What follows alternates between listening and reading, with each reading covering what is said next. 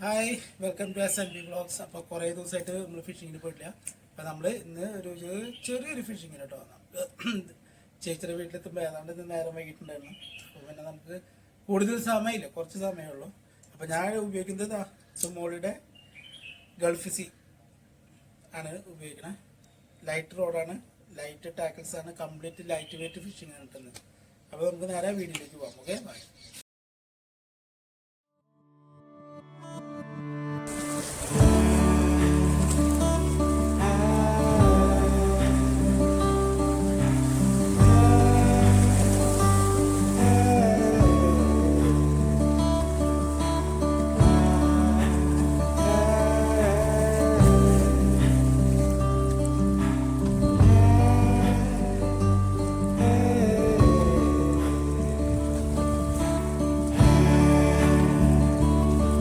Hello friends, അപ്പം നമുക്ക് ആദ്യത്തെ ഫിഷ് അടിച്ചിരിക്കണം കേട്ടോ. എനിക്ക് തോന്നുന്നത് ഹമൂറാണ്. ഈ ഏരിയയിലും കൂടുതലും ഹമൂറിൻ്റെ ആക്ടിവിറ്റിയാണ് ഏറ്റവും കൂടുതൽ ഉണ്ടാവാറുള്ളത്. പിന്നെ ഇന്ന് ഇത്തിരി ആക്ടിവിറ്റി കുറവാണ്, കാരണം നമ്മുടെ ഫിഷിംഗ് ടൈം ഓൾറെഡി കഴിഞ്ഞിട്ടുണ്ടായിരുന്നു.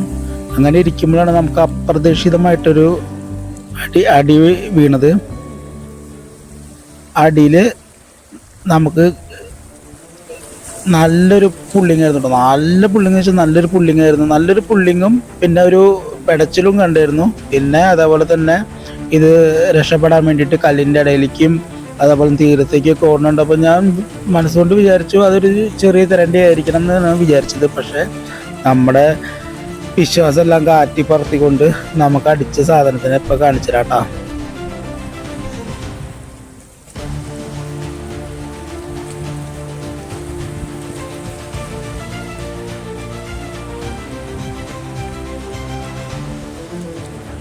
ഒന്നും കൂടി വലിച്ചടിപ്പിച്ചപ്പോഴാണ് എനിക്ക് മനസ്സിലായത് കരണ്ടി അല്ല കയറടിച്ചിരിക്കുന്നത് നമ്മുടെ ഈ മീൻ പിടിക്കാൻ പോണത്, കടലിൽ മീൻ പിടിക്കാൻ പോകുന്ന ഒരു ഏറ്റവും വലിയ ശത്രുവായിട്ടുള്ള മീനാണ് അടിച്ചിരിക്കുന്നത്. പഫർ ഫിഷ് എന്ന് പറയും, പന്ത് മീൻ എന്നൊക്കെ ഇതിനെ പറയണവരുണ്ട്. അപ്പോൾ ഈ പഫർ ഫിഷിൻ്റെ കുറിച്ചിട്ട് ഞാൻ ശത്രു എന്ന് പറയാൻ കാരണം വെച്ചിട്ടുണ്ടെങ്കിൽ ഈ മീൻ കടലിൽ വലയിടാൻ പോകുന്ന ആൾക്കാരെ വല മുഴുവൻ കടിച്ച് നശിപ്പിക്കുന്നത് ഈ ഒരു പഫർ ഫിഷാണ് കേട്ടോ. ഇതിന് അത്യാവശ്യം നല്ല സൈസ് ഉണ്ട്. ഇതിൻ്റെ ചെറുതും ഉണ്ടാവാറുണ്ട്, ഇത് നല്ല അത്യാവശ്യം വലുപ്പം വയ്ക്കുന്ന ഒരു മീൻ തന്നെയാണ്. പക്ഷെ ഇതിൻ്റെ ഒരു പ്രത്യേകത എന്താ വെച്ചിട്ടുണ്ടെങ്കിൽ ഇത് പന്ത് പോലെ ഇങ്ങനെ ശത്രുക്കളെ കാണുമ്പോൾ ഇത് പന്ത് പോലെയായി മാറും. ഞാൻ നിങ്ങൾക്ക് നേരിട്ട് കാണിച്ചു തരാം കേട്ടോ. നിങ്ങൾ തന്നെ കണ്ടിട്ട് പറയും.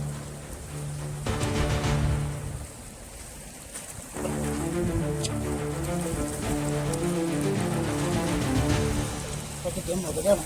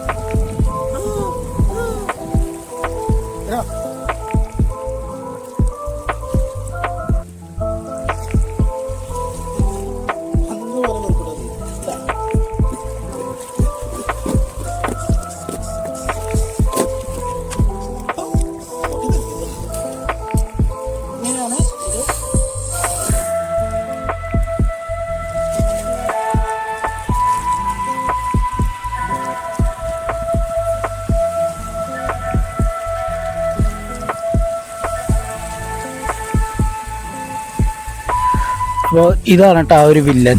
അപ്പോൾ ഈ വില്ലനെ നമ്മൾ കൈകൊണ്ട് പിടിക്കണില്ല. കാരണം എന്താ വെച്ചിട്ടുണ്ടെങ്കിൽ ഇതിൻ്റെ മേത്തുള്ള മുള്ളു കൊള്ളുന്നുള്ള പേടിയൊന്നുമല്ല. ഇതിൻ്റെ ഒരു കടി കിട്ടി കഴിഞ്ഞാൽ നമ്മുടെ കൈയൊക്കെ ചിലപ്പോൾ 2 കഷ്ണമായി പോകും. കാരണം ഇപ്പം എൻ്റെ ചൂണ്ടയുടെ ഈയക്കട്ട വരെ ഇത് കടിച്ച് എന്താ പറയുക ബബിൾക്കും ചവയ്ക്കണ മാതിരി ചവച്ചിട്ടിട്ടുണ്ട്. എന്തോ ഭാഗത്തിന് പിന്നെ മിസ്സാവാണ്ട് കിട്ടിയതാണ്. അപ്പോൾ അത് അവൻ വെള്ളത്തിലേക്ക് പോയിട്ട് കേട്ടോ.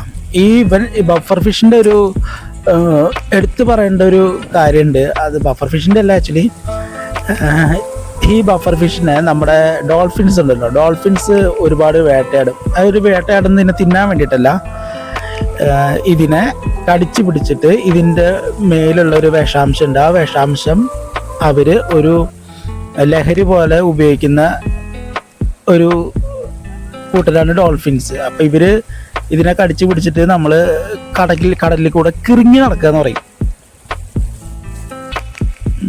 ഇപ്പോൾ ഡോൾഫിൻസ് അങ്ങനെ ചെയ്യാറുണ്ട്. അപ്പൊ ഈ പറഞ്ഞ സമയം കൊണ്ട് എനിക്ക് വേറൊരു മീൻ കൂടി കിട്ടി. നമ്മുടെ ടൈഗർ സ്നാപ്പറാണ് ഇപ്പൊ കിട്ടിയിരിക്കുന്നത്.